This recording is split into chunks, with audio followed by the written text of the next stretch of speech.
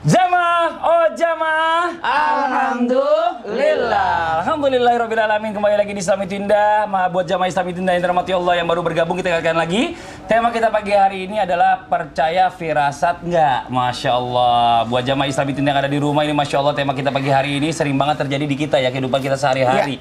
Bahkan banyak orang yang kalau misalnya ada ilmu yang namanya cocokologi kadang-kadang. Cocokologi. Dicocokin. Benar. Iya bener ya, Ustaz Maulana dicocok-cocokin gitu loh. Iya. Pernah nggak ngerasain kayak gitu dicocok-cocokin? Sangat pernah. Teman saya, Uma. Namanya Mas Padli. Kenapa begitu? Iya. Waktu istri saya berangkat umrah terakhir, kenapa kau tidak ikut? Janganlah. Ustaz, ikut Ustaz. Jangan. Takutnya Ustaz- Jangan takut, itu umrah terakhirnya. Justru itu yang saya takutkan. Oh. Itu firasat Mas Fadli Iya. ya, itu beneran. Firasat saya Beneran, udah ya bilang, Allah. Ustaz kayaknya Ustaz buru-buru dibawa aja, jangan kelamaan. Tunggu dulu. Tuh. Oh iya. Firasat saya azan subuh udah Ya, masuk. buat jamaah Islam itu yang ada di rumah, nah sekarang waktu kita mendengarkan azan subuh untuk wilayah DKI Jakarta dan sekitarnya. أعوذ بالله من الشيطان الرجيم بسم الله الرحمن الرحيم سبح اسم ربك الأعلى الذي خلق فسوى والذي قدر فهدى والذي أخرج المرعى فجعله غثاء أحوى سنقرئك فلا تنسى إلا ما شاء الله إنه يعلم الجهر وما يخفى ونيسرك لليسرى فذكر إن نفعت الذكرى سيذكر من يخشى ويتجنبها الأشقى الذي يصلى النار الكبرى ثم لا يموت فيها ولا يحيا قد أفلح من تزكى وذكر اسم ربه فصلى بل تؤثرون الحياة الدنيا والآخرة خير وأبقى إن هذا لفي الصحف الأولى صحف إبراهيم وموسى صدق الله العظيم. Masya Allah, tabarakallah. Bagus banget. Allahumma arhamna bil Quran. Surah Al-A'la yang dibacakan tadi sama Ustazah Maryam, Masya Allah, tabarakallah, menjadi surah favorit juga di bulan suci Ramadan. Ya. Karena dalam riwayat disebutkan bahwa baginda Nabi SAW senantiasa membaca surah Al-A'la juga di dalam witir beliau. Dan juga surah Al-A'la ini mengingatkan kita untuk senantiasa mengingat Allah dalam tasbih. Sabbihisma rabbikal a'la. Ada satu ayat yang menarik di dalam surah Al-A'la ini, meskipun seluruh ayatnya adalah mengandung keutamaan-keutamaan, tapi kita garis bawahi satu ayat di sini dengan mengatakan qad aflaha man tazakka. Sungguh beruntung orang yang berusaha mensucikan dirinya. Jadi Allah tidak mengatakan sungguh beruntung orang yang suci, tidak. Tapi yang beruntung adalah yang berusaha terus-menerus untuk mensucikan dirinya. Karena tidak ada satupun manusia yang suci dari kesalahan, bebas dari kesalahan. Setiap manusia mempunyai kesalahan, namun Allah memuji orang yang senantiasa berusaha untuk mensucikan dirinya. Qad aflaha man tazakka wa dzakara asma rabbih fasalla bal tu'thiruna al-hayata ad-dunya wal akhiratu khairu wa abqa. Kemudian Allah Subhanahu wa taala menjelaskan bahwa yang jauh lebih utama adalah kehidupan akhirat, karena kehidupan dunia tentu saja akan berakhir begitu saja bagi mereka yang tidak mampu untuk memanfaatkan waktunya di dunia.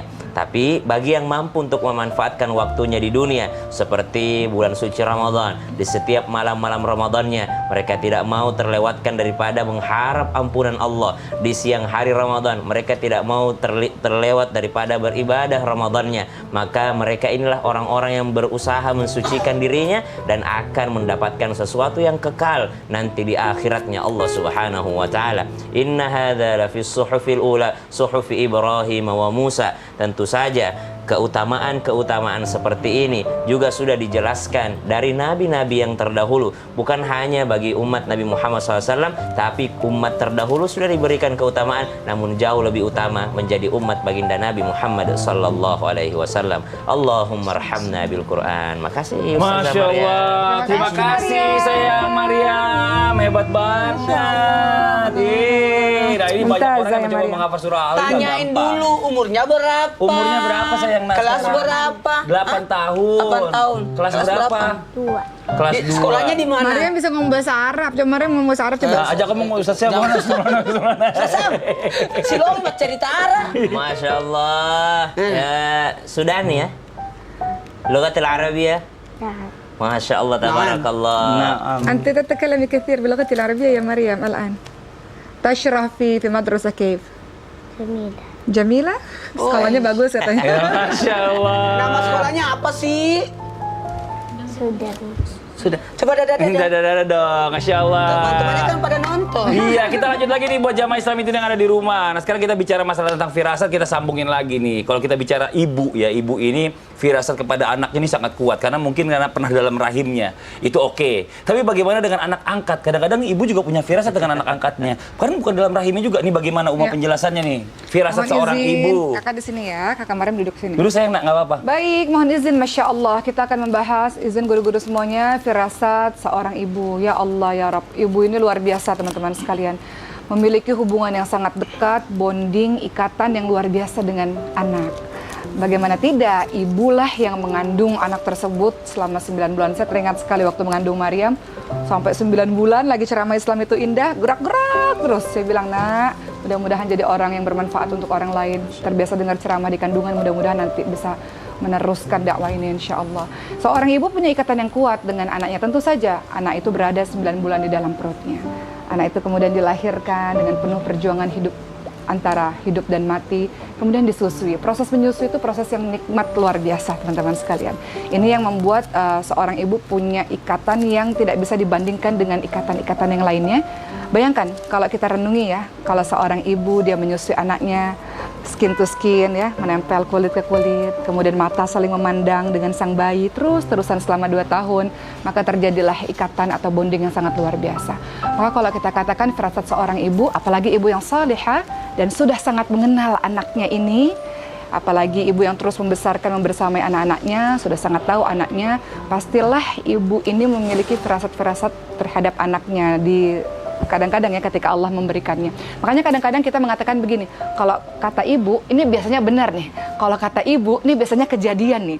Biasanya anak-anak yang salih itu sangat takut sekali kalau ibu sudah mengatakan sesuatu atau ibu menasihati sesuatu, karena sering sekali perkataan ibu atau tentu saja ayah, perkataan-perkataannya benar. Seperti yang kita tahu, kullu kalam ad-du'a, semua perkataannya itu adalah doa. Itu akibatnya membuat kita sangat berhati-hati dengan firasat atau dengan kalamnya seorang ibu. Bagaimana dengan anak angkat? Mari kita lihat kisahnya Nabi Muhammad SAW. Nabi Muhammad juga punya anak angkat. Siapa namanya? Namanya Usamah bin Zaid radhiyallahu anhu. Usamah bin Zaid ini anak dari seorang anak angkatnya Nabi, ya. Anak angkat Nabi itu namanya Zaid bin Harithah. Kemudian saking cintanya Nabi kepada Zaid bin Harithah, mau diganti namanya menjadi Zaid bin Muhammad. Singkat cerita, Zaid bin Harithah ini menikah dengan Ummu Aiman dan punyalah anak yang bernama Usamah bin Zaid. Dan Rasulullah sudah punya firasat. Walaupun bukan anak kandung atau bukan cucu kandung, tapi dari kecil Usamah bin Zaid ini bersama dengan Rasulullah. Dan dikatakan Usamah bin Zaid ini jantungnya Rasulullah. Sayang sekali Rasulullah dengan Usamah bin Zaid. Rasulullah punya keterikatan dengan Usamah bin Zaid sehingga Rasul punya firasat. Usamah bin Zaid akan aku kirim menjadi seorang panglima yang akan membawa rombongan, di mana rombongannya isinya adalah sahabat-sahabat senior di dalamnya untuk melawan orang-orang Romawi di sana. Kemudian para sahabat-sahabat senior lainnya meragukan Usamah bin Zaid. Kenapa ya Rasulullah? Banyak sekali sahabat-sahabat senior yang lebih berpengalaman. Kenapa engkau kirim anak muda ini? Namun dengan firasatnya Rasulullah, ingat, bukan anak kandung, bukan punya hubungan darah, bukan. Namun Rasul punya ikatan tersendiri dengan anak ini. Rasul yakin dengan firasatnya, Rasul yakin dengan apa yang sudah Allah ilhamkan kepada beliau. Rasul tetap bersikeras bahwa Usamah bin Zaid harus jadi panglimanya. Dan akhirnya apa? Inilah panglima termuda dengan firasatnya Rasul dikirimkan untuk melawan musuh yang sangat besar, sekaligus menjadi pesan Rasul yang terakhir untuk mengirimkan panglimanya, karena setelah itu Rasul wafat. Dan apa yang terjadi? Firasat Rasul betul. Usamah bin Zaid akhirnya memenangkan pertarungan itu dan ini menjadi kebanggaan bagi seluruh umat Islam. Jadi kalau kita katakan anak angkat bisa nggak ya ibu angkatnya atau orang tua angkatnya punya firasat? Bisa saja. Apalagi kalau sudah dekat hubungannya selama ini ditambah beliau adalah orang yang saleh dan salehah, Allah bisa memberikan kepada siapapun yang Allah kehendaki. Allah Ta'ala. Jazakillah khairan katsiran. Makasih banyak Umat penjelasannya. Saya mau nanya Ustaz Maulana. Ustaz Maulana, kalau seandainya kita lagi dapat firasat nih, ini kita ungkapin atau kita aduh, jangan pendem aja deh dalam hati sendiri. Ini, ketika kita dapat firasat, ada satu hal, karena firasat itu kan buat kita, bukan buat diumbar-ambir. Dia umbar ambir apa ya? Saya ombang ambing ada juga. Kapal laut. Diumbar-umbar. Oh, diumbar-umbar. Bukan Ya. untuk diumbar-umbar buat konsumsi alayak banyak. Jadi untuk kita bukan juga dipendam, Iya. tapi harus ditelaah, diterima firasat itu, terus ditelaah, dipikir-pikir. Lalu kalau firasat itu buruk, maka kita bisa mendoakan. "Wih, kayaknya firasat saya ini, firasat itu kita Allah memperlihatkan tanda-tandanya.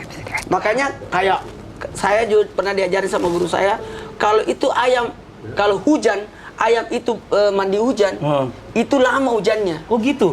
Kalau ayam itu berteduh, berarti lama hujan. Oh, Begitu. hujannya nggak ayamnya nggak ada yang bawa payung. Aduh, iya mati deh. Dia. Innalillahi wa inna ilaihi rajiun. Kok innalillahi wa inna ilaihi rajiun? Itu katanya mati. Ini saya lagi main game. Mati gamenya. Jangan innalillahi rajiun dong. Ah, Ustaz mah nggak asik orangnya. Ya Allah, Le. Tunggu dulu. Le. Allahu Akbar. Kalau ini siapa yang main-main. siapa yang nuker ya udah jamaah tetap di Sumi Indah. Alhamdulillah.